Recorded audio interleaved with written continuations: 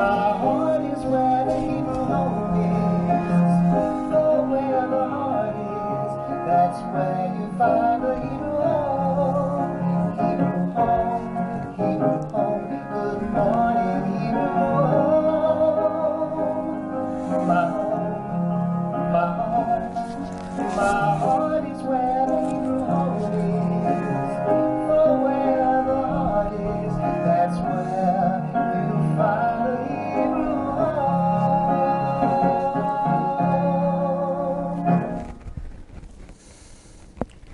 Good morning, everyone. I am your host, Olivia Cohen, coming in live from the Dörfner Judaica Museum here at the Hebrew Home. And this is Good Morning Hebrew Home.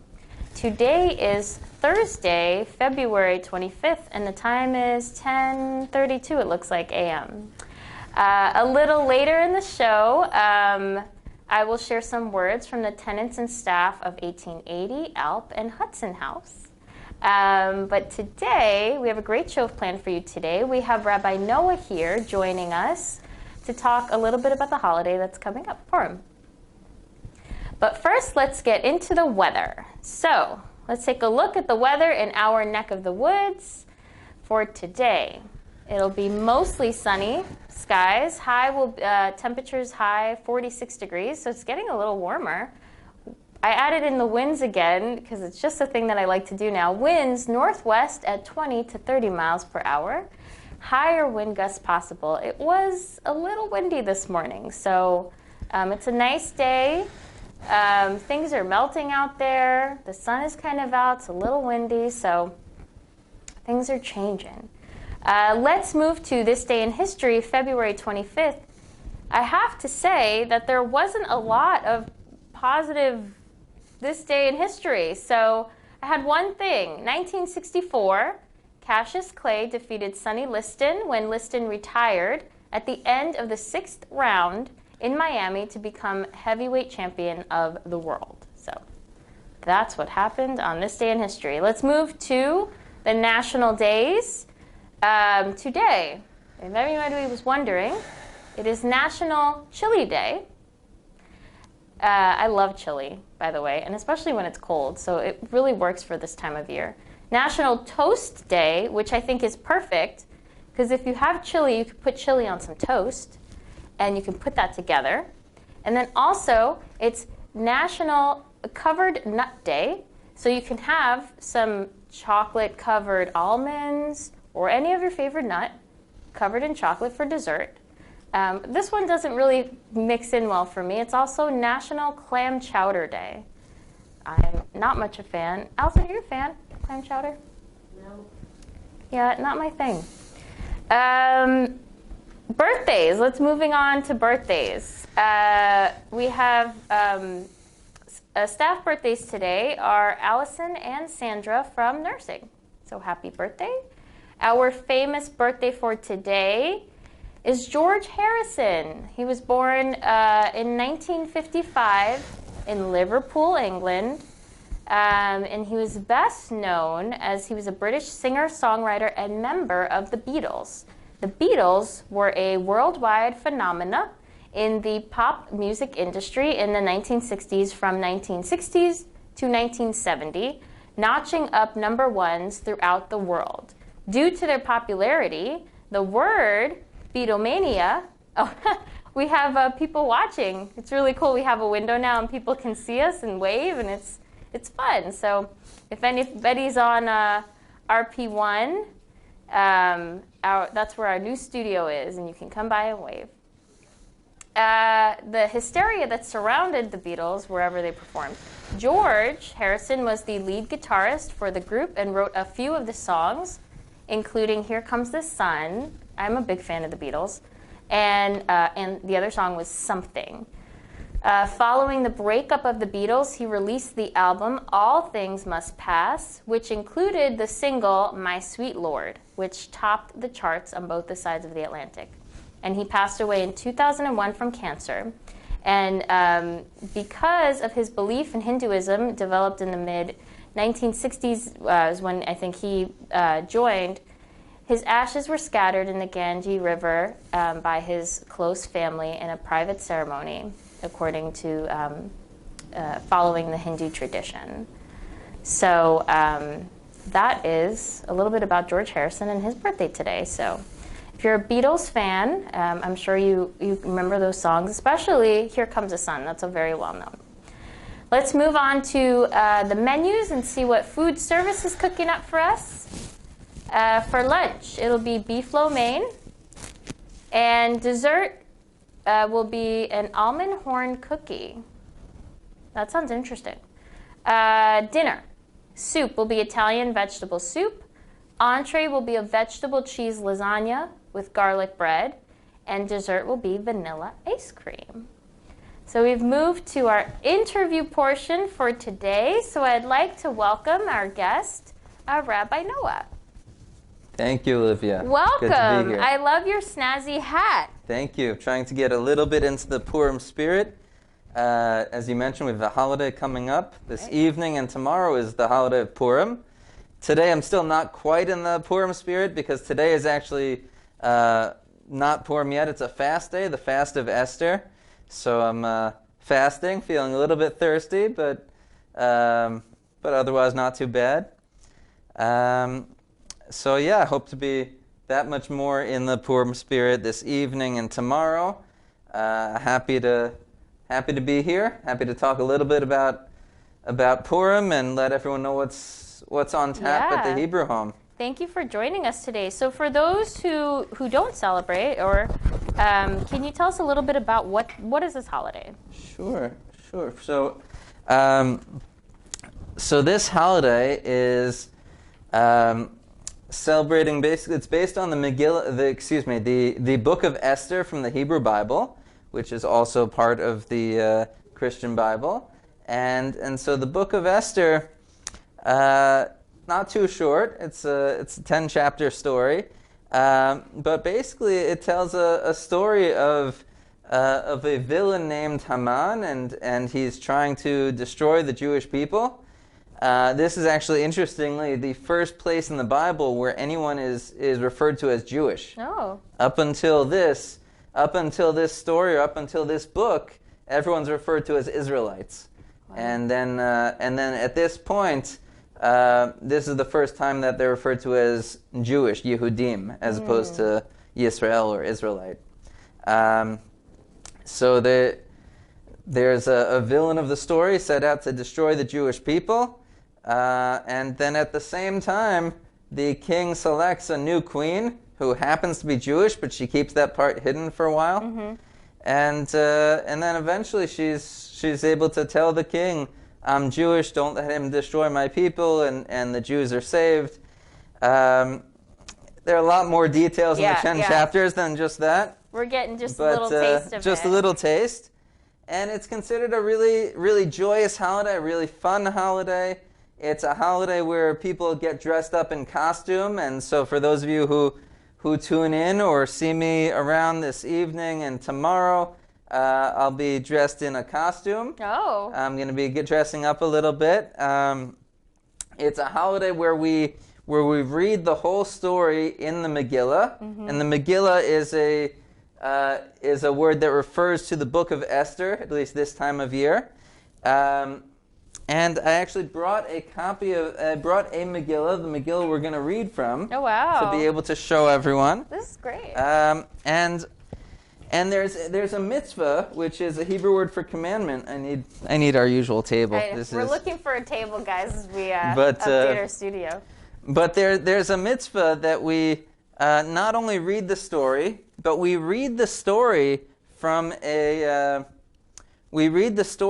scroll. And so I have the scroll here that we're going to be reading from. So I can just get it out of this case. Interesting. There we go. So I'm not gonna open up the entire thing, but I figured I'd take it out just to show you what we're going to be doing here. Oh, wow. So we have, and this is made out of the same parchment material that the actual Torah is. For those familiar with the Jewish Torah, the first books of the Hebrew Bible. So I don't know if you can get a little close up, maybe. And so this is written in Hebrew, and the lettering looks the same as the lettering of the Torah.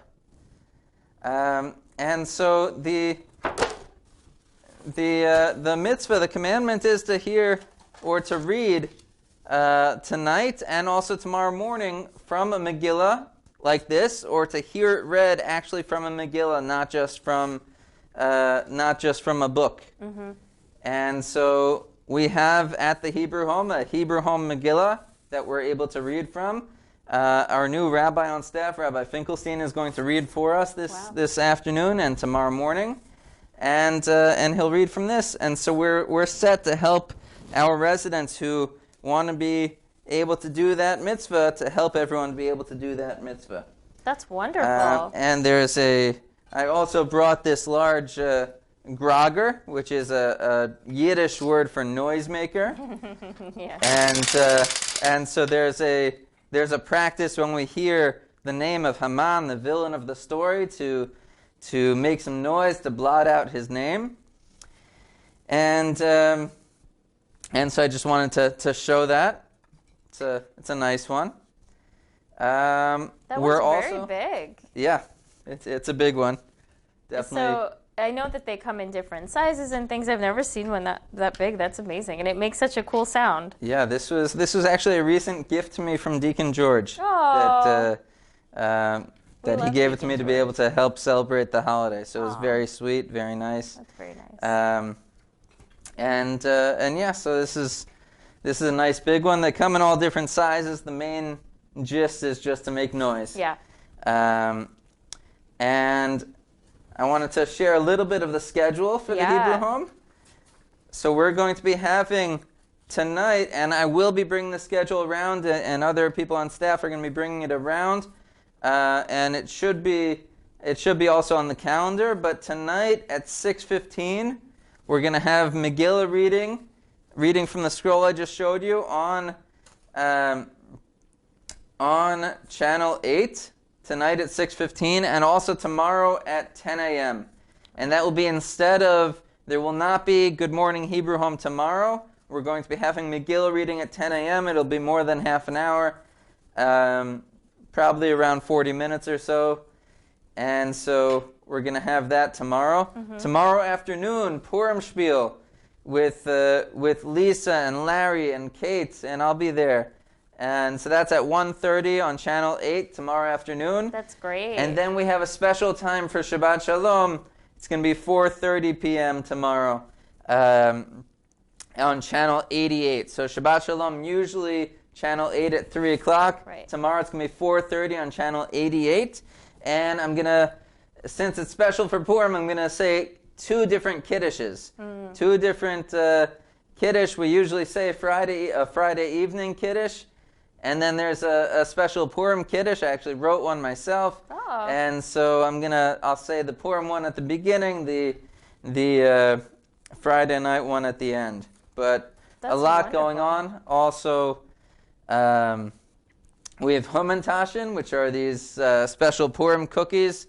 And they're going to be served with resident meals this evening and also tomorrow at lunch. Yay! So I love Humantaschen. So yeah, excited about that. Lots of good, happy things going on. Yes, that's And, wonderful. And so great that we are still able to do these things during this time, and we can use the technology and really help to celebrate the holiday. And your department is doing so much. And again, these flyers are in the elevators. They're going to be passed out.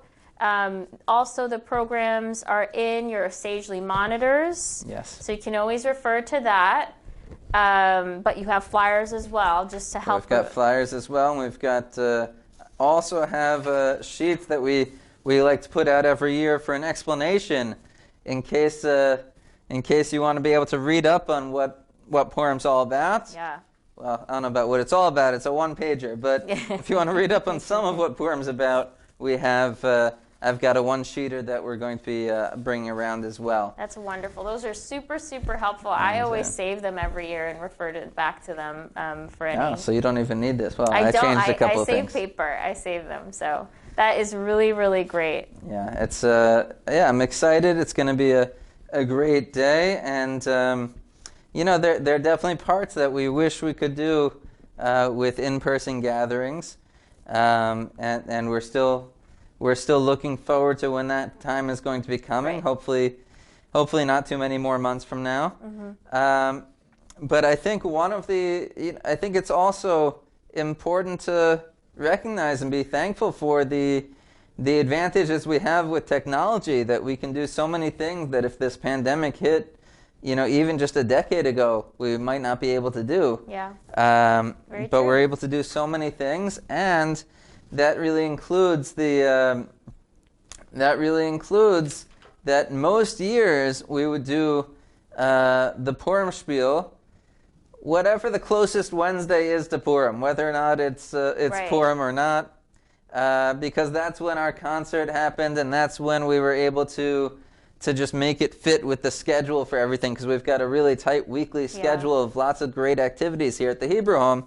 And this year, because we're not reliant on all of us getting together in person, we're able to make the Purim spiel really part of Purim Day. Yeah. And so I'm excited about that as well. That's really great. That's a very good point, and a really glass half full kind of way to reframe it all. It's just a little bit different this year, but it's so great, everything that's being offered. So glad that we can do all of that. Yeah. Is there anything else about Purim that we should share with the residents? So those are some of the big ones. We also one of the practices of Purim is to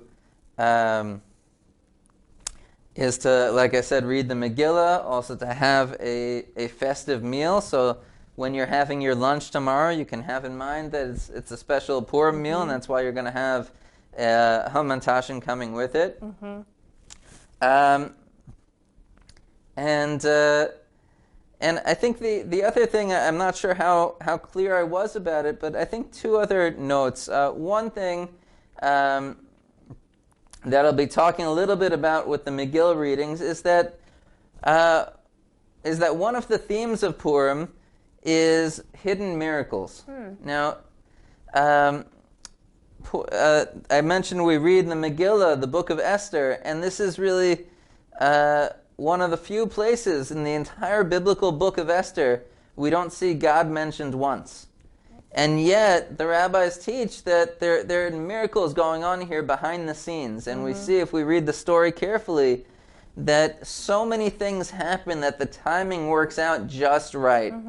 Just right. The name Purim is the Hebrew word for lots, or lottery.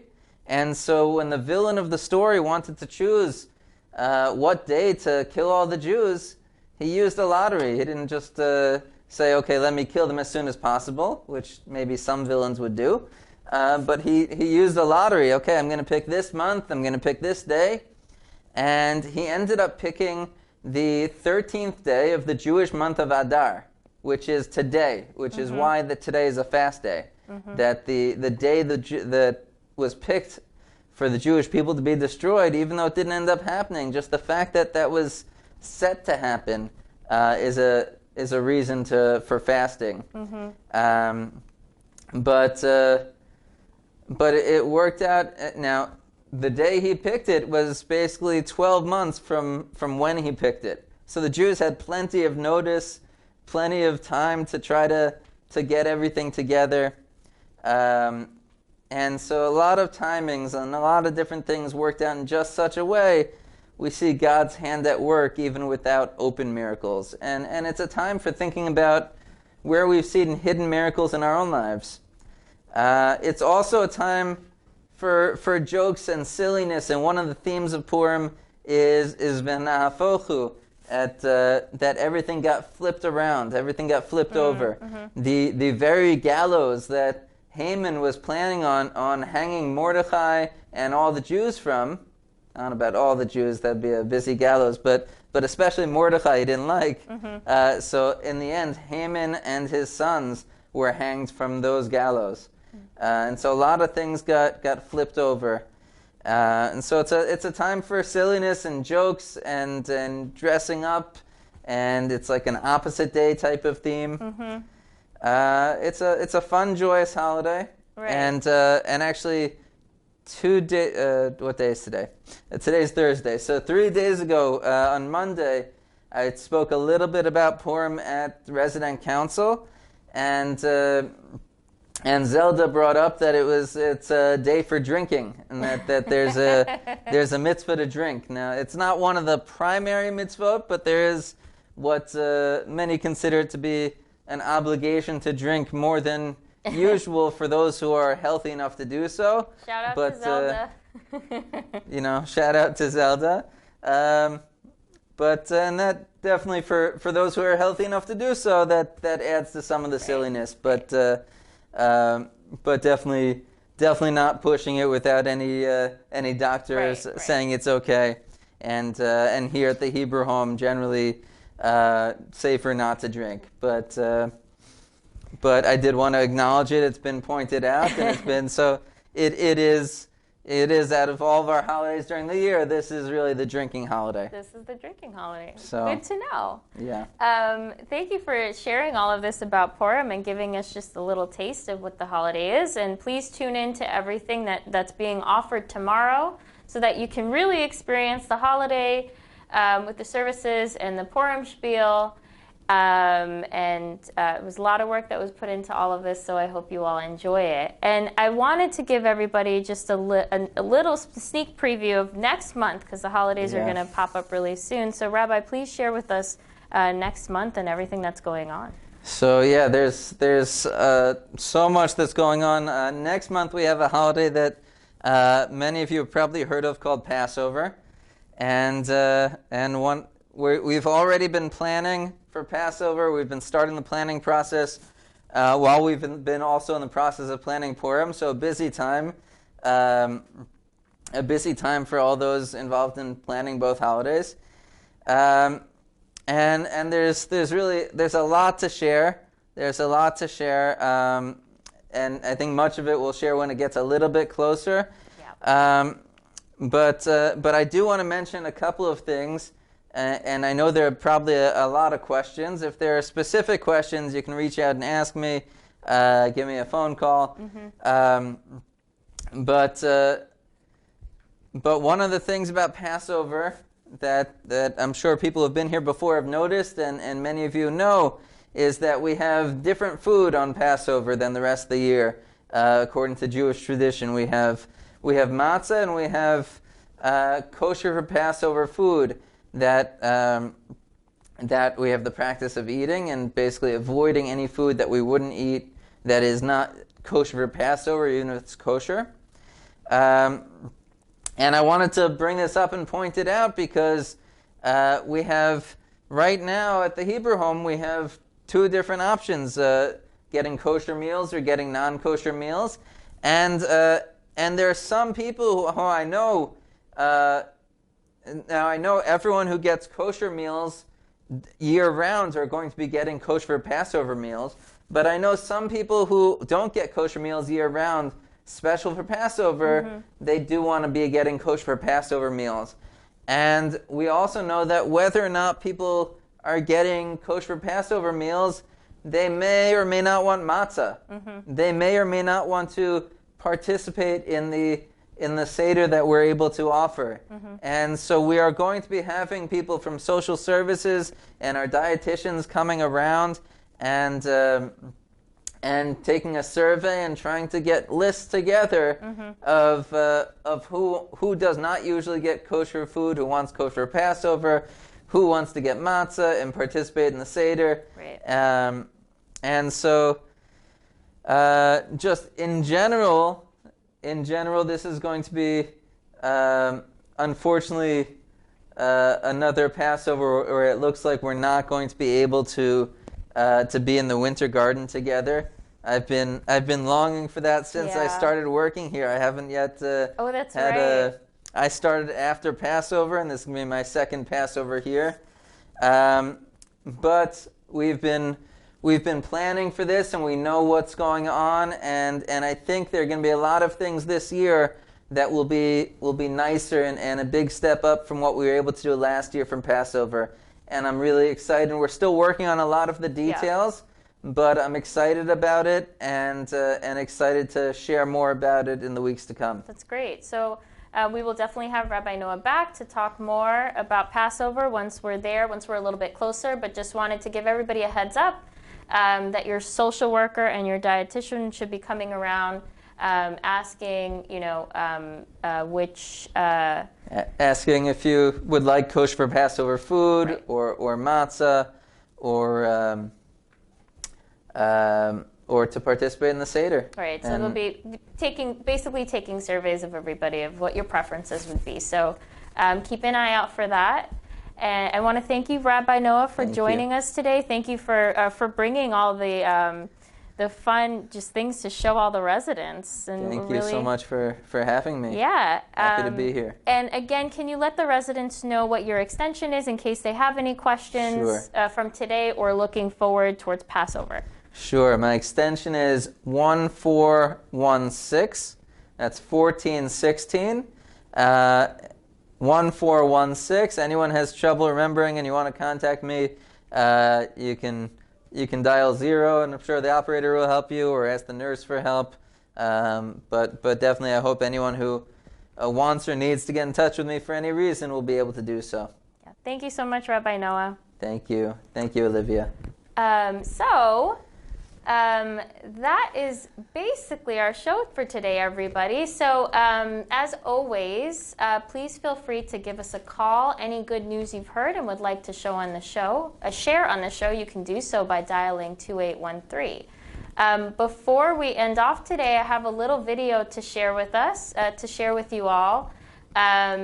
This is a video clip of some of the staff and tenants who live at some of our, sister locations of 1880, also ALP, which is here on the Hebrew Home campus, and 1880 is also in the Bronx, and Hudson House as well is also in the Bronx. So we've been showing and sharing different aspects of Black History Month here at the home, and these are a few videos of the tenants there who would like to share some words with us from their locations.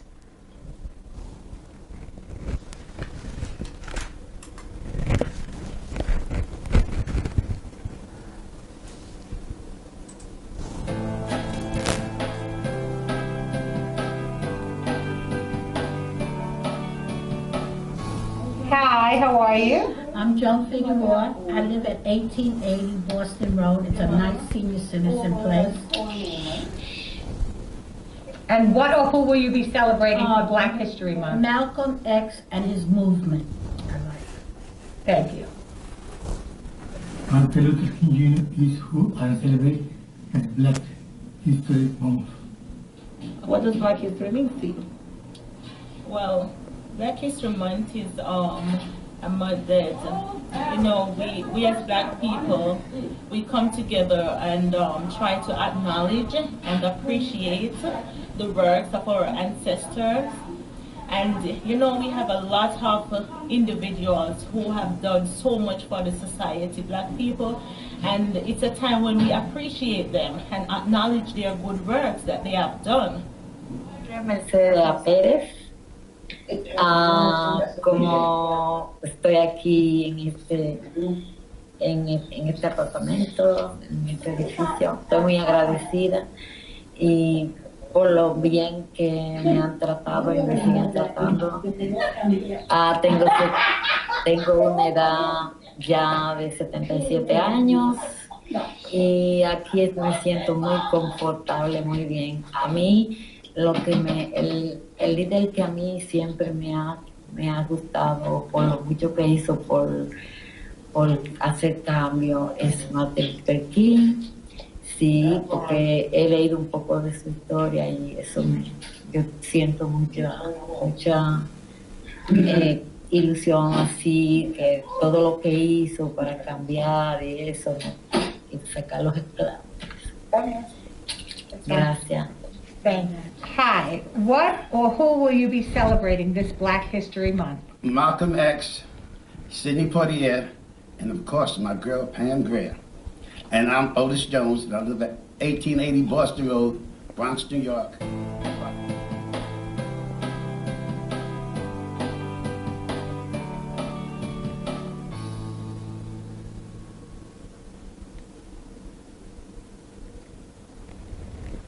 So, hi to all of our folks over at Al Hudson House and also at 1880. You're on Good Morning Hebrew Home. Thank you all for submitting these videos. So, if you guys are watching on YouTube, feel free to leave us a comment, hit that like button, or hit subscribe so you never miss an episode. Remember to tune in to Channel 8 later today. We have Wellness with Deborah at 1:30. On a Musical Note with Peter at 2:30. And on our stream channel, that's channel 88, at 4 o'clock we have DeRope Presents Music Appreciation.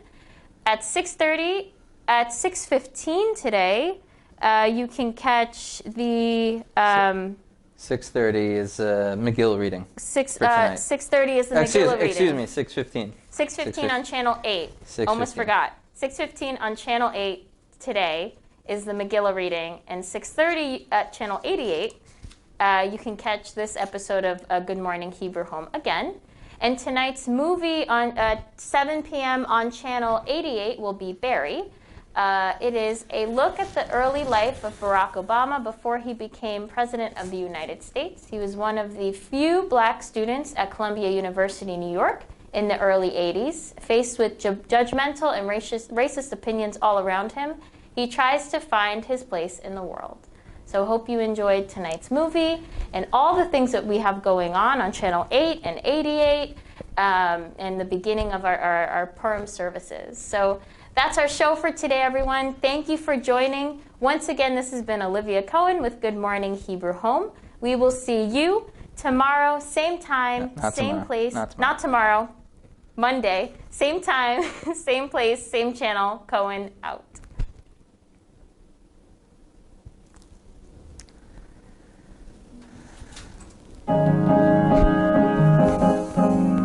Hebrew home, good morning, Hebrew home.